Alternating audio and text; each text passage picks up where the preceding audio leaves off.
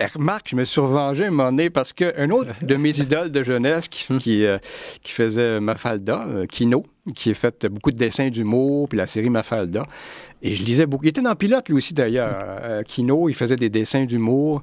Et j'aimais beaucoup ce que Kino faisait. Je le trouvais vraiment fin dans son humour. Et au Salon du Livre de Montréal, il y a quelqu'un qui me l'a présenté.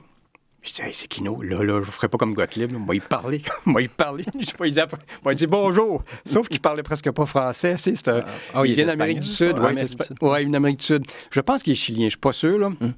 Et puis, il parle presque pas français ou. Mais, mon espagnol n'est pas assez bon.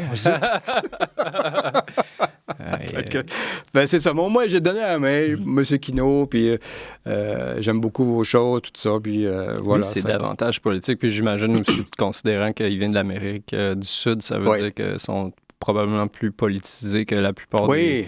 Il n'y a pas vraiment de touche de politique vraiment dans le... Peut-être Tintin, où c'est qu'il y a comme une conscience sociale dans ses aventures, mais je veux dire... Oui, c'est ça. Kino, c'était très politique. Je me souviens de lire ça, puis je comprenais pas tous les concepts. Il y a vraiment une profondeur dans les personnages parce que, justement, il y a ce message-là caché à l'arrière-plan. Puis, dans le fond, avec Crow aussi, j'ai l'impression, à quelque part, il y avait vraiment un commentaire. Est-ce qu'il y avait un commentaire social? C'était ça l'objectif? Oui, il y avait... En fait, l'objectif, c'est d'être mordant le plus possible, d'où le mot croc, d'être cinglant, mordant.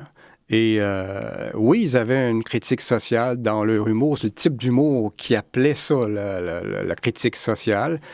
Et non, j'aimais bien ça, comparé à ce qui se fait aujourd'hui, qui est beaucoup plus soft, beaucoup plus lisse. On n'a plus ces griffes-là aujourd'hui dans l'édition, beaucoup moins en tout cas qu'à l'époque. Ça, c'est sûr.